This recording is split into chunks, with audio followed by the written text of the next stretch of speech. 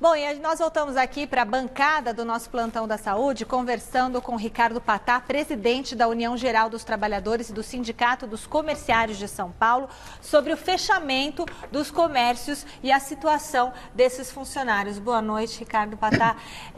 O que o senhor pode falar sobre essa situação, né? Boa noite.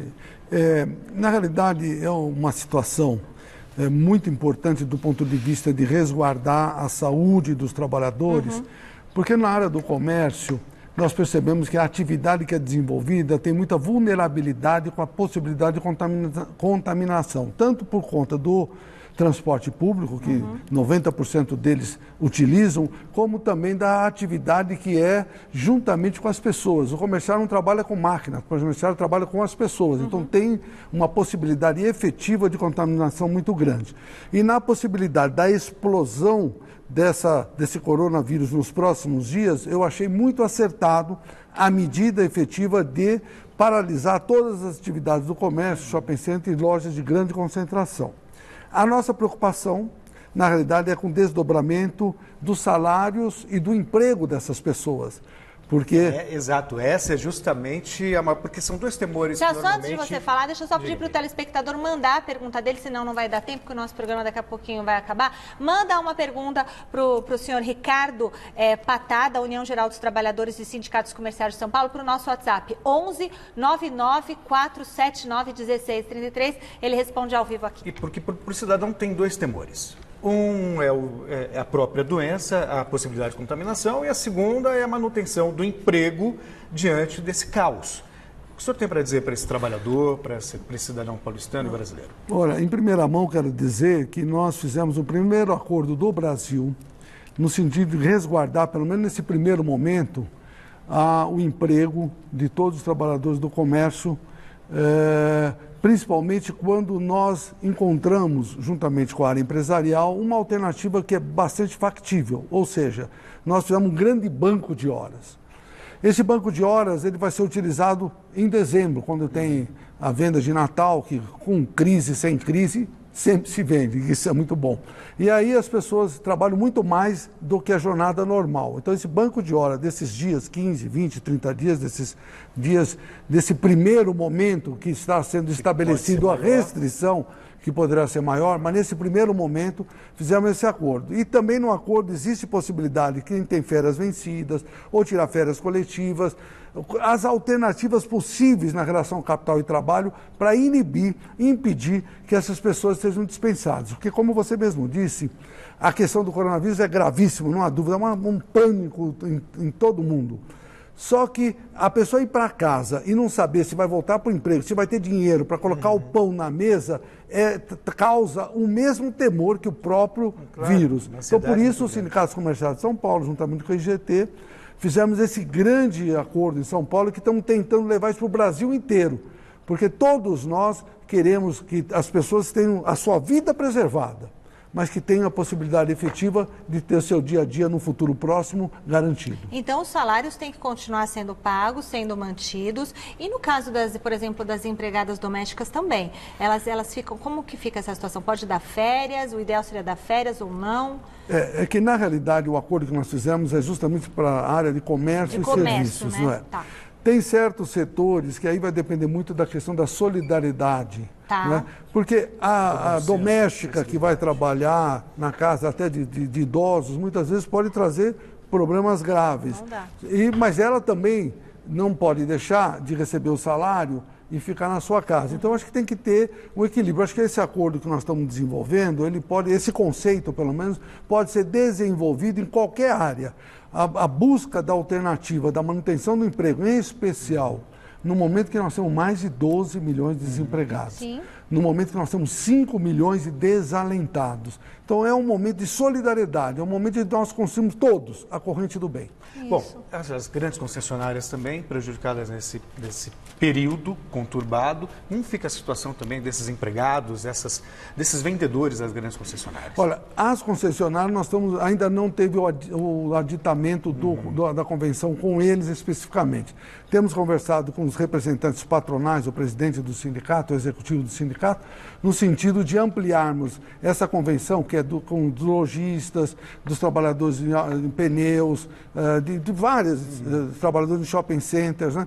Só não o fizemos para os comerciários de supermercados, porque os supermercados poderão abrir.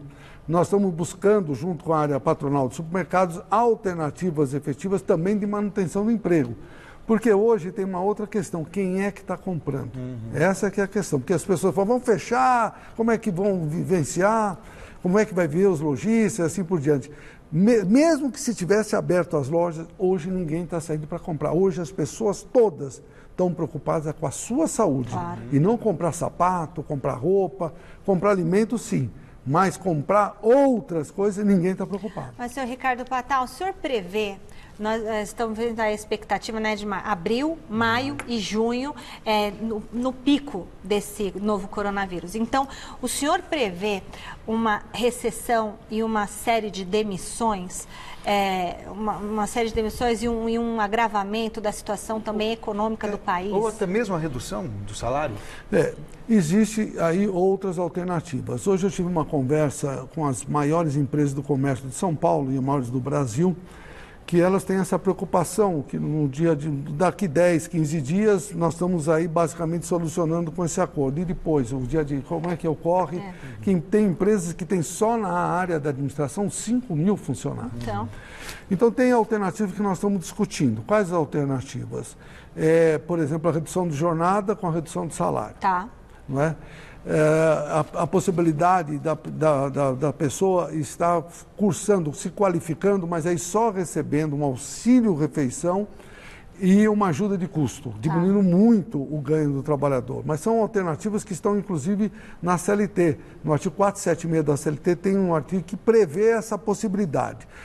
É lógico que poderá ocorrer essas situações, mas nós estamos, nesse momento, tentando criar um ambiente, pelo menos, das pessoas diminuírem um pouco essa paura, esse medo, não é? E tentando dar, pelo menos, uma possibilidade momentânea. Lógico que poderá, daqui a 40, 60 dias, as questões estarem numa situação pior ainda. Mas as decisões, tanto do governo federal, estadual e municipal, no que tange as preocupações com a saúde, com a limitação, com as restrições, a meu ver, vai impedir uma explosão que, se não tivesse essa situação muito grande nesses próximos 15 dias. Essa situação poderá nos dar a possibilidade de criar outros cenários no futuro próximo. Que bom. E tem pergunta do nosso telespectador aqui pelo WhatsApp. Vamos colocar na tela. Boa noite. Meu nome é Lafuente. Minha esposa tem um salão de cabeleireiro em Santana.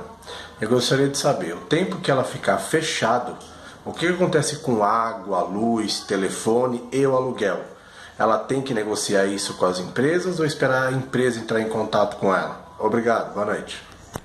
Esse é um tema interessante que não serve só para a questão do salão. Tem muitos lojistas dentro de shopping centers que têm os aluguéis do shopping, o condomínio do shopping são muito elevados. Então, nós, inclusive, junto com a área empresarial, estamos demandando questões como essa, para negociar e, nesse momento, principalmente em shopping centers, não cobrar. Então, no caso específico, tem que falar com certeza absoluta com o dono do imóvel, para que possa renegociar. Tem a questão colocada pelo governo de São Paulo de 60 dias terem alguns tributos não serem pagos, ou bancos que não estão cobrando dívidas nesses próximos 60 dias. Ou seja, tem que lançar a mão de todas essas questões colocadas, em especial num exemplo claro, que é um microempresário, no caso, dono de salão de beleza. O governo precisa agir rápido, então nesse caso. Aí até porque existe um conflito de interesses, na verdade. Né? A preocupação com o avanço da doença, ao mesmo tempo,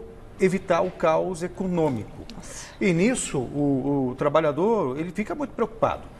Qual é o caminho, né? Qual o melhor caminho nesse processo? Porque existe até um discurso dissonante entre os governos estaduais que prevêem a paralisação cada vez maior e o discurso do governo federal de que a economia não pode parar.